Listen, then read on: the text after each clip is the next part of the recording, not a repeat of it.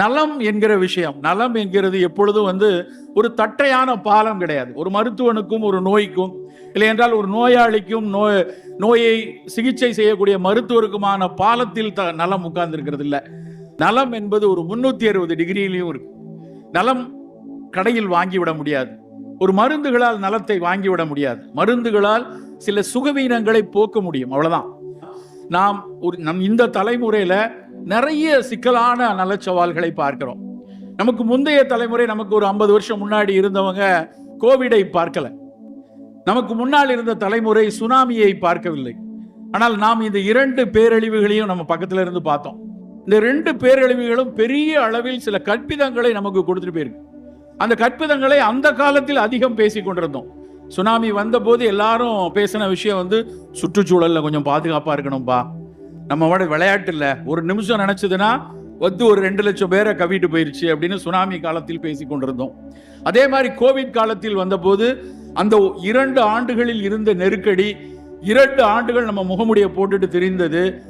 எங்கேயும் இப்படியான கூட்டங்கள் நடத்த முடியாத ஒரு சூழல் இருந்த போது சூழலை பற்றி மிகப்பெரிய அளவில் மனதில் புரிதல் வந்துச்சு.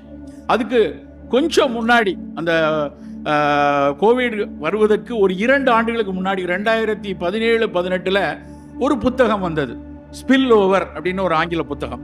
அந்த ஸ்பில் ஓவர்ங்கிற புத்தகம் நிறைய சுற்றுச்சூழல் ஆர்வம் உள்ளவங்கெல்லாம் நிறைய அதை பரிந்துரைத்து ஒரு பெஸ்ட் செல்லரா உலகம் முழுக்க பெரிய அளவில் போச்சு. அந்த புத்தகம் அதனுடைய முதல் கட்டுரை என்னன்னா, ஹென்ட்ரா அப்படிங்கிற முதல் வைரஸ், ஜூனோசிஸ் வைரஸ் அந்த புத்தகத்தில் முதல்ல எழுதுறாங்க. அதாவது நமக்கு போலியோ தெரியும், நமக்கு அம்மை தெரியும், இதெல்லாம் வைரஸ்ல வந்ததுதான். அதுக்கும் கோவிடுக்கும் என்ன வித்தியாசம்? அவையெல்லாம் தன் உருவை மாற்றிக் கொள்றது இல்லை. அந்த வைரஸ் வரும், ஒரு தடவை தொற்று பெற்றோம்னா அதுக்கப்புறம் போயிடும். அது ஒரு செல்ஃப் லிமிட்டிங்கா இருந்துச்சு. ஆனா கோவிட் உள்ள போறது மட்டும் இல்லாம தினம் தினம் தன் உருவை மாற்றிக்கொண்டே இருந்துச்சு. இந்த மாதிரி உருவை மாற்றிக்கொண்டே இருக்கக்கூடிய வைரஸ்கள் விலங்கு வழியாக மனிதனுக்குள் வருவதை ஜூனோட்டிக் வைரஸ் அப்படின்னு சொன்னாங்க. அப்படியாக வந்த முதல் வைரஸ் ஹென்ட்ரா அப்படின்னு அந்த ஸ்பில் ஓவர் புத்தகத்தில் அழகா எழுதியிருப்பாங்க. ஆஸ்திரேலியால பிரிஸ்பேன் பக்கத்துல, பிரிஸ்பேன் குதிரை பந்தயங்கள் நடக்கிறதுல ரொம்ப ரொம்ப பெரிய இடம். அதுல அங்க குதிரை பந்தயத்தில் குதிரைகளை மேய்த்து கொண்டிருந்த குதிரைகளை பார்த்து கொண்டிருந்த ஒரு பெரிய களம். அந்த களத்தில் இருந்த அந்த குதிரைகள்ல திடீரென மளமளவென ஒரு 7-8 குதிரைகள் இறந்து போகிறது. இறந்து போகிற ஒவ்வொரு குதிரையும் பல லட்சம் மதிப்புள்ளது. உடனே அங்க உள்ளவங்க எல்லாம் என்ன சொல்றாங்கன்னா, இதெல்லாம் ஏதோ இன்சூரன்ஸுக்காக விளையாடுறாங்க, இந்த குதிரைகள் இறந்து போறதெல்லாம் சாதாரணமா நடக்காது, இவங்க ஏதோ விஷம் வச்சுட்டாங்க போல இருக்கு அப்படின்னு ஒரு ரூமரை கிளப்புறாங்க. அந்த குதிரைகளை மேற்பார்வை செய்து கொண்டிருந்த அதனுடைய சூப்பர்வைசர் குதிரை இறந்து போனது போலவே மூக்கில் நீர் வடிந்து சுவாச திணறல் ஏற்பட்டு அவரு இறந்து போறார். அப்புறம் தான் கொஞ்சம் அச்சம் வந்தது. உடனடியாக அங்க இருக்கக்கூடிய ஒரு வெட்டினரி சர்ஜனை, வெட்டினரி பிசிஷியன் எல்லாம் கூட்டு கேட்கிறாங்க, சாதாரணமாக விலங்குகளுக்கு வர்ற நோய் மாதிரி தெரியல, என்ன பிரச்சனைன்னு பாருங்க அப்படின்னு. அவரால் கண்டறிய முடியல. அதுக்கப்புறம் அவர் எடுக்கக்கூடிய ஒரு 7-8 நாட்களில் மளமளமளவென அந்த பக்கத்தில் இருக்கக்கூடிய எல்லா குதிரைகளுக்கும் அந்த நோய் வருது. அப்பதான் ஒரு அச்சம் ஏற்பட்டு உலகம் முழுக்க இருக்கக்கூடிய பல WHO இருந்தெல்லாம் அறிஞர்கள் வராங்க. இதே மாதிரி ஐரோப்பா, ஆப்பிரிக்காவில் ஒரு சில சிம்பன்சிகள் மொத்தமாக செத்து கிடந்ததை பார்த்து ஒரு 4000-5000 சிம்பன்சிகள் இறந்து கிடக்கின்றன, ஏதோ ஒரு பிரச்சனை வருகிறது என்று அவர்களுக்குள் ஒரு பயம் அதுக்கப்புறம் அவங்க கண்டுபிடிச்சு பார்த்தா இது குதிரையிலிருந்து அவருக்கு வந்த அந்த வைரஸுக்கு பேர் ஹென்ட்ரா. அதுதான் முதலில் ஒரு விலங்கு வழியாக மனிதனுக்கு, விலங்குகளோடு புழங்கக்கூடிய பராமரிக்கக்கூடிய மனிதர்களுக்கு இப்படி நோய் வரலான்னு முதல்ல அவர் பார்த்தாங்க. அதுக்கப்புறம் எபோலாவும் அதே மாதிரி அந்த பக்கம் வருது. அப்புறம் சார்ஸ், அப்புறம் மெர்ஸ், இந்த மாதிரி மிடில் ஈஸ்ட் ரெஸ்பிரேட்டரி சிண்ட்ரோம், இது எல்லாமே பறவைகள் மூலமாக, பன்றிகள் மூலமாக ஒன்னொன்னா வர ஆரம்பிச்சோடனே தான் ஒட்டுமொத்த உலகமும் புரிந்து கொண்டது, இப்படி வைரஸ்கள் இது வழியாக உடலை பாதிக்கலாம். இதெல்லாம் வரும்போது இந்த செய்தி தான் நமக்கான முதல் செய்தி. அந்த ஸ்பில் ஓவர் புத்தகத்தினுடைய கடைசி இப்படி ஒன்னொன்ன பத்தியா எழுதிட்டு லாஸ்ட் கட்டுரை, அந்த கடைசி கட்டுரை தான் ரொம்ப முக்கியமானது. அவர் என்ன எழுதுறாருன்னா, இப்படி ஹென்ட்ரா, மெர்ஸ், சார்ஸ்ன்னு நின்றாது, ஒருவேளை சில வைரஸ்கள் வந்தால் ஒட்டுமொத்த மனித இனத்தையும் உட்கார வைத்து விடும். எங்கும் மனிதர்கள் செல்ல முடியாத ஒரு சூழல் வரலாம். எங்கும் ஒருவரை ஒருவர் பார்க்க முடியாத அளவுக்கு சமூக இடைவெளிகள் மிக அவசியமாக ஒட்டுமொத்த உலகமே ஒருவேளை ஸ்தம்பித்தோ காணாமலோ போகக்கூடிய ஒரு சூழல் வரும். அதனால் இப்படியான ஜூனோட்டிக் வைரஸ்களை வராமல் செய்து வருவதற்கான சுற்றுச்சூழலை பாதுகாக்கணும். அதற்கான தடுப்பு மருந்துகளுக்கு அதிக முக்கியத்துவம் கொடுத்து வேக்சின்களை கண்டறிய வேண்டும் என அந்த கட்டுரையை முடிகிறார். இப்படித்தான் அந்த ஸ்பில் ஓவர் புத்தகம் 2010. அவர் ஜோசியக்காரர் இல்லை, அவர் ஒரு அறிவியலாளர். அந்த அறிவியலாளர் எழுதிய புத்தகம் அப்படி எழுதுறாரு. என்ன அவர் சொன்னாரோ அது 2020-21 நடந்தது. 23 திரும்ப அதனுடைய ரீஎடிஷன் வந்துருச்சு. அதே ஆத்தர் திரும்ப எழுதுறாரு, நான் என்னெல்லாம் சொன்னனோ அதெல்லாம் விட்டுட்டு அவர் எழுதியிருக்காரு. அடுத்த கட்டுரையில் அடுத்த புத்தகத்தினுடைய ஒரே ஒரு சாப்டர் மட்டும் கூட எழுதியிருக்காரு. இப்போவாவது வெள்ளையா இருக்கணும், முடி வளரணும், மூச்சு பளபளன்னு இருக்கணுங்கிறதுக்கு மருந்து கண்டுபிடிக்கிறத விட்டுட்டு இது மாதிரியான நோய்களை தடுப்பதற்கும் கையாள்வதற்குமான மருந்துகளை கண்டறியுங்கள் அப்படின்னு அந்த புத்தகத்தை எழுதுறாரு. கூடவே அப்பொழுதுதான் ஒட்டுமொத்த உலகமும் ஒரு சொல்லை சொல்கிறது. மொத்த உலகமும் அந்த சொல் ஒன் ஹெல்த், ஒற்றை நலம் அப்படிங்கிற ஒரு விஷயத்தை சொல்றாங்க. என்ன அர்த்தம் அப்படின்னா, இனிமேல் எந்த ஒரு விஷயம், எந்த ஒரு வளர்ச்சிக்காக திட்டமிடும் போதோ இல்ல மனிதனின் சில சௌகரியங்களுக்காக செய்யக்கூடிய எல்லா விஷயத்திலையும் இனிமேல் தன்னை மட்டும், மனிதனை மட்டும் யோசிக்கக்கூடிய ஆந்த்ரோபோசென்ட்ரிக் அப்படிம்பாங்க ஆங்கிலத்துல. மனிதனை மையப்படுத்திய உலகமா இருக்கு. இப்ப இருக்கிற நடக்கிற உலகம் முழுக்க மனிதனை மையப்படுத்திய உலகம்.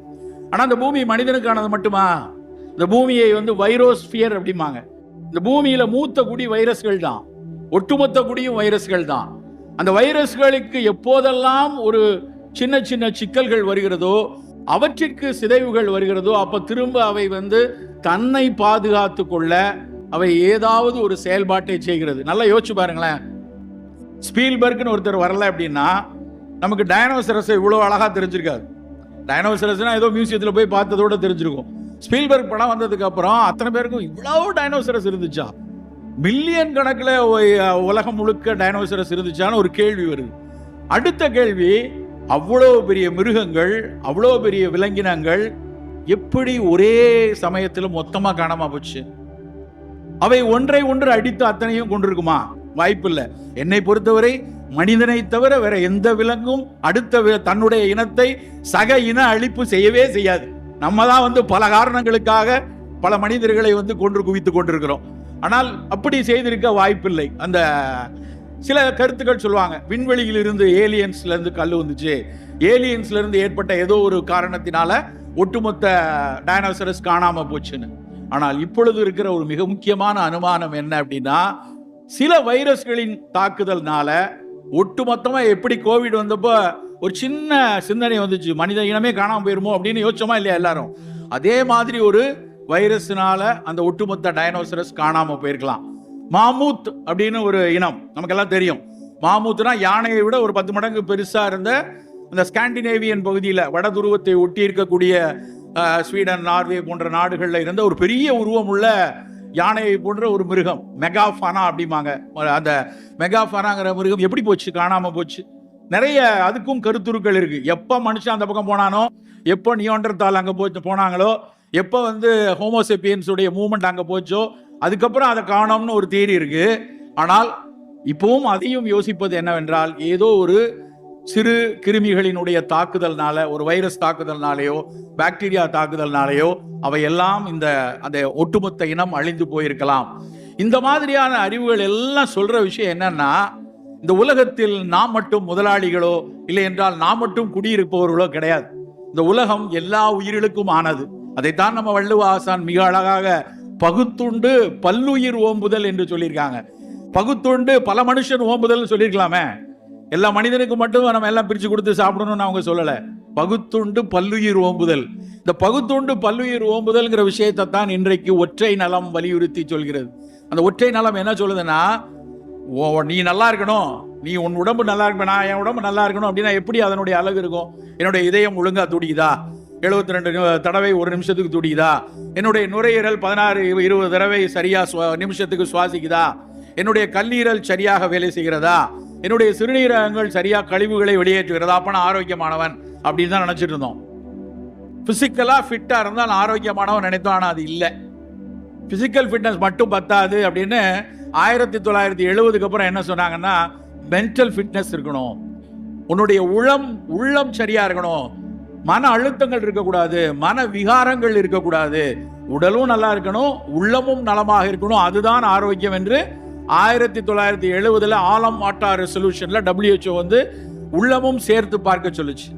ஆனா இப்ப கோவிட்ல நமக்கு என்ன, உள்ளமும் நல்லா இருந்து மனவிகாரங்கள்லாம் இல்லாம, மன அழுத்தமும் இல்லாம, காலையும் மாலையும் யோகாலாம் பண்ணிட்டு தியானம்லாம் பண்ணிட்டு இருந்த பல பேரையும் கோவிட் கொத்திட்டு போயிருச்சு இல்லையா? அப்ப இதனால் அவங்களுக்கு ஏன் நடந்தது, அவர்களுக்கு எங்க போச்சு அப்படின்னப்பதான் என்ன சொன்னாங்கன்னா, இனிமேல் உன்னுடைய உடல் நலமா இருந்தா மட்டும் பத்தாது, உன்னுடைய உள்ளம் நலமா இருந்தா மட்டும் பத்தாது, இந்த மண்ணுக்கு கீழே இருக்கக்கூடிய மண்புழுக்கள் நலமாக இருக்கணும், இந்த மண்ணுக்கு கீழே இருக்கக்கூடிய பெயர்தல்லாத நுண்ணுயிர்கள் எல்லாம் நல்லா இருக்கணும், இந்த பக்கத்தில் இருக்கக்கூடிய வாகை மரத்தினுடைய பூக்கள் நலமாக இருக்கணும், அந்த பூக்களை வந்து அதனுடைய தேனை உறிஞ்சக்கூடிய தேன் சிட்டோ இல்லை என்றால் வேறு பறவைகளோ அந்த பறவைகள் நல்லா இருக்கணும், இங்க இருந்து ஒரு 100 கிலோமீட்டர் தள்ளி இருக்கக்கூடிய கடலுக்குள்ளே இருக்கக்கூடிய கடல்வாழ் உயிரினங்கள் எல்லாம் நல்லா இருக்கணும், இந்த ஊருக்கு மேலே நிலவை பார்த்து கொண்டு பறந்து கொண்டு இருக்கக்கூடிய பறவைகள் எல்லாம் நல்லா இருக்கணும். இவையெல்லாம் நலமாக இருந்தால் மட்டும்தான் நீங்களும் நானும் நலமாக இருக்க முடியும் என்பதைத்தான் ஒற்றை நலம், ஒன் ஹெல்த். நீ என்ன செய்வனாலும் செய், நீ என்ன வேணாலும் பண்ணுங்க, ஆனா செய்யற எல்லா விஷயத்திலும் பிற உயிரிகள் பாதுகாப்பாக இருக்கிறதா? மண்புழுவின் இடத்தை பறித்து விட்டு உனக்கு சுவையான வெள்ளரிக்காய் கிடைக்கும்னா அந்த வெள்ளரிக்காயில நீ செத்துதான் போவேங்கிறது தான் அதனுடைய அடிநாதம். அதைத்தான் நம்மாழ்வார் ஐயாவும் திரும்ப திரும்ப சொல்லிக் கொண்டே இருந்தாங்க. இந்த மண்ணுக்கு கீழே இருக்கக்கூடிய நுண்ணுயிர்களை பாதுகாப்பாக வைங்க. மசானா ஃபுகாக்கோ நம்மாழ்வார் ஐயாவுடைய ஆசிரியர், மசானா ஃபுகாக்கோ எழுதிய புத்தகம் இங்கே நூலகத்தில் கண்டிப்பா இங்கே கண்காட்சியில் இருக்கும். ஒற்றை வைக்கோல் புரட்சி தமிழ்ல வந்திருக்கு, ஒன் ஸ்ட்ரா ரெவல்யூஷன் என்று அவர் எழுதிய புத்தகம். அதுதான் நம்மாழ்வார் ஐயாவே மாத்துச்சு, இப்படி யோசிக்க வைத்தது. சோ அண்ட் ரீப், அதுதான் அவருடைய மசானா ஃபுகாக்கோவுடைய தியரி. என்னன்னா, விதை, அப்புறம் போய் உனக்கு வேண்டியதை அறுவடை பண்ணிக்கும். நடுவில் ஆடு கொஞ்சம் தின்றுமே, நடுவில் பக்கத்தில் இருக்க செடி கொஞ்சம் எடுத்துக்குமே, நடுவில் கொஞ்சம் பூச்சி கொஞ்சம் எடுத்துக்குமே, அதுக்கெல்லாம் போதாண்டா உனக்கு. இதுதான் மசானா ஃபுகாக்கோவுடைய தியரி. இது இன்றைய காலகட்டத்தில் சாத்தியமா? எத்தனை உயிர்கள் இருக்கும், எவ்வளவு மக்கள் இருக்கும், நம்ம எல்லாருக்கும் நமக்கு இந்த சாப்பாடு வேணும்னா அப்படிலாம் செய்ய முடியுமான்னு ஒரு கேள்வி வரும். அது உண்மைதான். பசி பஞ்சத்துக்காக மனிதன் பகுத்தறிவு வளர்ந்து நம்முடைய சிந்தனை வளம் கூடி அறிவியல் கரங்கள் கூடினதுக்கு அப்புறம் நிறைய வளர்ச்சிக்காக எதையோ செய்யறோம். ஆனா வளர்ச்சிக்காக செய்யக்கூடிய எல்லா விஷயங்கள்லையும் கொஞ்சம் இந்த உயிரிகளையும் யோசிக்க தவறியதால் தான் நண்பர்களே நமக்கு இத்தனை நோய் கூட்டங்களும் வந்து கொண்டிருக்கு.